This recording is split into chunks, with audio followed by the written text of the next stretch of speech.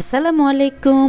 Ayaan cooking স্টুডিওতে আপনাদের সবাইকে স্বাগত জানাচ্ছি এই মজাদার দুধ পুল পিঠার রেসিপিটি দেখার জন্য। তো উপকরণ হিসেবে প্রথমে আমি এখানে দুধটাকে খুব ভালোভাবে জাল করে নিয়েছি। আর এখানে নিয়েছি হচ্ছে খেজুরের গুড়, সাথে ছিল হচ্ছে কিশমিশ আর নারকেল কোড়ানো দিয়ে আমি খেজুরের গুড়টা খুব ভালোভাবে জাল করে এখন আমি দুধের সাথে অ্যাড করে দিচ্ছি। অবশ্যই দুধটা হালকা কুসুম গরম হতে হবে। আর যদি একদম বলক ওঠার সময় যদি আপনারা খেজুরের গুড়টা দেন তাহলে কিন্তু চানা কেটে দিতে পারে। এই জন্য আমি দুধটা হালকা কুসুম গরম করে তারপর খেজুরের গুড়টা অ্যাড করছি যেন কোনো প্রকার চানা না কাটে। এখন চলে যাচ্ছি মূল রান্নায়। চুলায় পাত্র বসিয়ে পরিমাণ মতো পানি দিয়ে আর এখন স্বাদ মতো লবণ দিয়ে দিচ্ছি। দিয়ে খুব ভালোভাবে যখন পানিটা ফুটে উঠবে এই পর্যায়ে আমি দিয়ে দিচ্ছি ময়দা। এখানে যে কোনো ব্র্যান্ডের ময়দা ইউজ করতে পারেন। এখন ময়দা দিয়ে খুব ভালোভাবে আমরা যেভাবে রুটি বানানো হয় সেই রকম একটা ডো তৈরি করে নিতে হবে। নিয়ে আমি এরকমভাবে গোল শেপ দিয়ে তৈরি করে নিচ্ছি।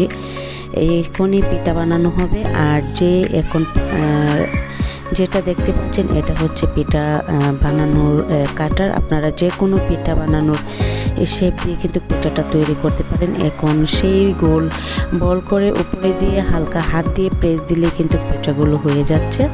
তো এভাবে আমি সবগুলো পিঠা বানিয়ে নিব। আসলে এটা দেখানোর তেমন কিছু না, আপনারা সবাই পারবেন। আমার যখন সবগুলো পিঠা বানানো হয়ে যাবে তো এই পর্যায়ে এখন আমি পিঠাগুলোকে ভেজে নিতে হবে। তো এর জন্য চুলায় পাত্র বসিয়ে পরিমাণ মতো তেল দিয়ে এখন কিন্তু আমি এক এক করে সবগুলো পিঠা দিয়ে দিচ্ছি। অবশ্যই তেলটা কিন্তু খুব বেশি গরম করা যাবে না, হালকা গরম অবস্থাতেই কিন্তু পিঠাগুলো দিয়ে দিতে হবে। আর অবশ্যই কিন্তু চুলার জালটা একদম মিডিয়ামে রেখে পিঠাগুলো ভাজতে হবে। এখন আমি একটা টুথপিকের সাহায্যে কিন্তু পিঠাগুলো নাড়িয়ে দিচ্ছি। এই পর্যায়ে যদি আমি ছাঁকনি ইউজ করি তাহলে কিন্তু পিঠাগুলো ভেঙে যাবে।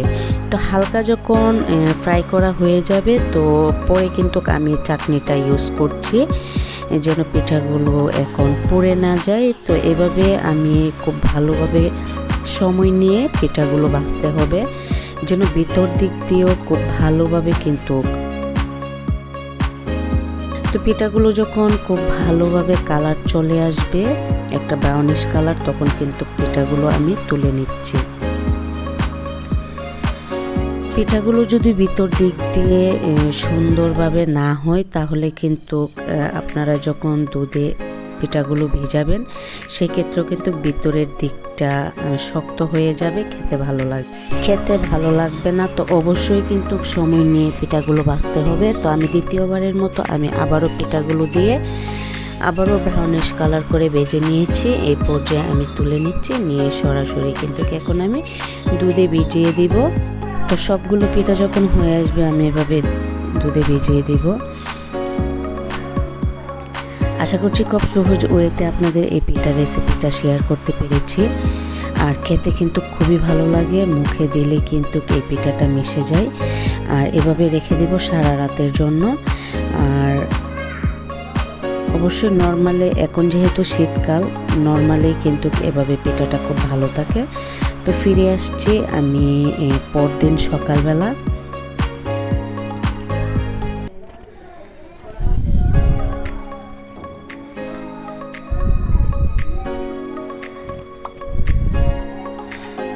তো ফিরে আসলাম পরদিন সকালবেলা। মাশাআল্লাহ পিঠা কিন্তু ফুলে ডবল হয়ে গেছে আর পাত্রটা কিন্তু ভরে গিয়েছে।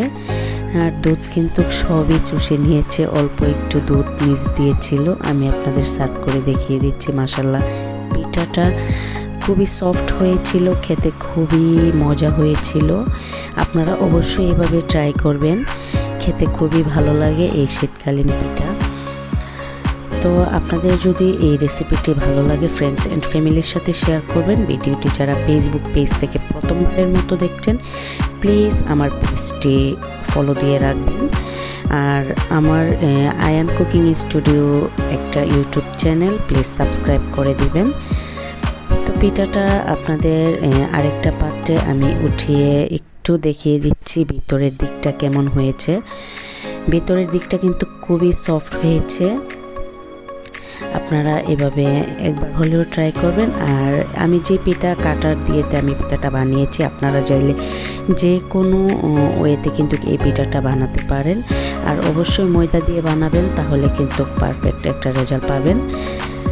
এটা কিন্তু মিষ্টি বললেও চলে, কোনো মিষ্টি থেকে কোনো অংশে কম হয় না খেতে, খুবই ভালো লাগে। তো সবাই অনেক বেশি ভালো থাকবেন। আল্লাহ হাফেজ।